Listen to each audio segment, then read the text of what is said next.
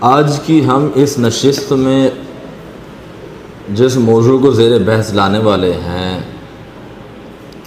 اس کا جو عنوان ہے وہ ہے خدا تنقید کے آئینے میں۔ اس مضمون میں پتہ نہیں کہاں سے شروع کیا گیا ہے اور کہاں یہ ختم ہو جاتا ہے۔ ابھی یہ مضمون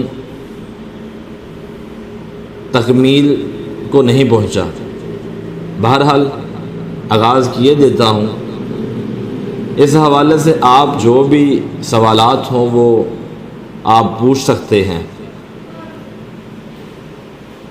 میں جہاں تک اس موضوع کے حوالے سے بحث کر سکتا تھا، سوچ سکتا تھا، میں نے ایک نشست میں بیٹھے بیٹھے اس کو لکھا، سمجھا۔ میری ان نظریات یا ان حوالے سے اگر آپ اپنے علم سے آگاہ کرنا چاہیں تو ضرور کیجئے تاکہ میرے علم میں بھی اضافہ ہو، میری انڈرسٹینڈنگ میں بھی ترقی آئے۔ تو مضمون کا باقاعدہ آغاز کرتا ہوں خدا تنقید کے آئینے میں۔ خدا شعوری ہے مگر کرن سے ہمارے ہاں صلفاء اور فلاسفہ کی ایک بڑی کھیپ نے لاشعور کے بحر بے قرار میں غوطہ زنی سے تلاشنے کی تلقین کی ہے۔ کوئی بھی ذی شعور جو اس کائنات کا حصہ بن کر عہد شعور کی جانب پہلا قدم بڑھاتا ہے تو اس کا واسطہ سب سے پہلے اسی خدا سے پڑتا ہے۔ تصور خدا کو مٹایا نہیں جا سکتا کیونکہ خدا ہمارے لاشعور کا حصہ ہے، اور سائنس اس بات کا اندیہ کرتی ہے کہ لاشعور میں پڑی چیز مٹائے نہیں مٹتی، جیسے کہ ہماری خواہشات۔ اس لیے تصور خدا سے کسی لمحہ بھی پہلو تہی کرنا کسی فرد واحد کے بس کی بات تو ہے ہی نہیں۔ انسان مقہور و مجبور ہے، وہ پابند سلاسل ہے، آسودگی و ناآسودگی کا شکار ہے۔ خدا کا نام استعمال کر کے یقین مانیے خدا والوں نے بہت خود کو سنوارا ہے۔ جومو کنیاٹا کی بات میں اس حوالے سے کوٹ کرنا پسند کروں گا۔ وہ کہتا ہے کہ جب عیسائی مشنریز افریقہ آئے تو ہم افریقیوں کے پاس زمینیں تھیں اور ان مشنریوں کے پاس بائبل۔ پھر کیا ہوا؟ انہوں نے ہمیں آنکھیں بند کر کے عبادت کرنا سکھایا، اور جب ہم نے اپنی آنکھیں کھولی تو ہمارے ہاتھوں میں بائبل تھی اور ان کے ہاتھ زمینیں۔ ذرا غور کریں، کیا کچھ ایسے ہی واردات دنیا کے دیگر ممالک اور اقوام کے ساتھ پیش نہیں آئیں؟ جو فاتح ہوتا وہ مفتوح کے ساتھ کچھ ایسا ہی سلوک روا رکھتا تھا۔ اقتدار کی ہوس کہاں سے کہاں پہنچا دیتی ہے۔ آج بھی دیکھ لیں، خدا بٹ چکا ہے۔ غریب طبقے کے ہاں ہمیں جو خدا نظر آتا ہے وہ انہی جیسا ہے، مڑیل، غریب، مفلوق الحال، محتاج، اور امیر طبقے کا خدا ان کی جیسا آؤٹ اسٹینڈنگ، مائنڈ بلوئنگ، عیاشی دینے والا۔ سوال پیدا ہوتا ہے کہ خدا تو لاشعور کی چیز ہے، مگر لاشعور میں جو چیز سماتی ہے وہ کہاں سے آتی ہے؟ کیا لاشعور کی چیزیں شعور کی مرہون منت ہیں؟ اگر ایسا مان لیا جائے تو لاشعور کو شعور کا محتاج تسلیم بھی کرنا ہوگا، کیونکہ لاشعور شعور کے بغیر کچھ نہیں رہتا۔ چلیں اس مفروضے کو تسلیم کیا جائے تو ہمیں کہنا ہی ہوگا کہ خدا شعوری ہے، نہ کہ لاشعوری۔ انسان کا کبھی نہ کبھی کسی نہ کسی جگہ ضرور بالضرور خدا کا مشاہدہ تجربہ رہا ہوگا، کیونکہ شعور میں وہی چیز سماتی ہے کہ جو سامنے کی ہو۔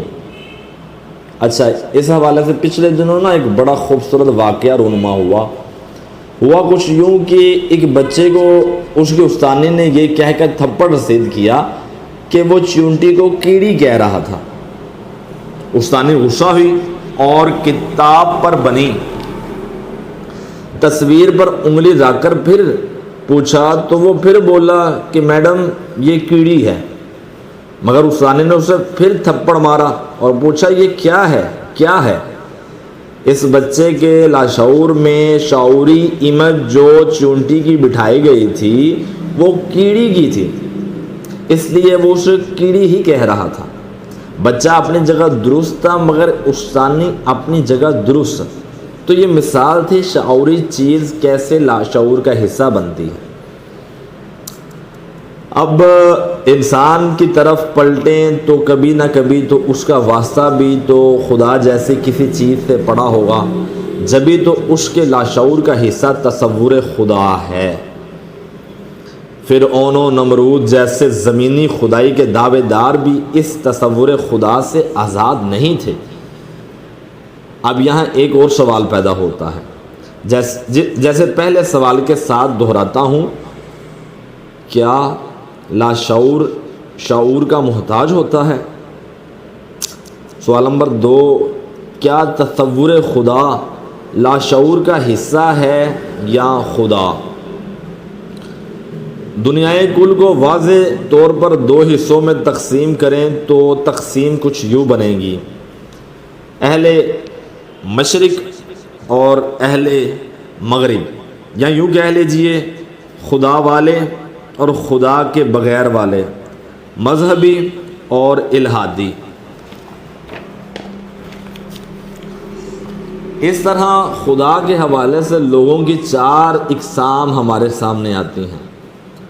Number 1 true believers, number 2 religious followers, number 3 atheist and number 4 اگنوسٹکس، مطلب خدا کے حوالے سے جو تذبذب میں رہنے والے ہیں کا شکار ہیں وہ لوگ۔ ہم اس عہد زوال میں داخل ہو چکے ہیں جہاں تصور خدا مٹتا چلا جا رہا ہے، اور یہ یقیناً خدا کے رضا کے عین مطابق ہے۔ ہم پر تاریخ کا سب سے برا دور طاری ہونے والا ہے، ایک ایسا قحط کہ جس سے گزرنے والا شاید ہی کوئی خدا کے حوالے سے مثبت انداز فکر کا حامل ہو یا قائم رکھ سکے۔ وہ لوگ جنہوں نے خدا کے حوالے سے اپنے شبہات کا ازالہ کر لیا، انہوں نے یا ان کے بعد والے ماننے والوں نے، پیروکاروں نے ایک الگ طریقے خداوند متعارف کروا دیا۔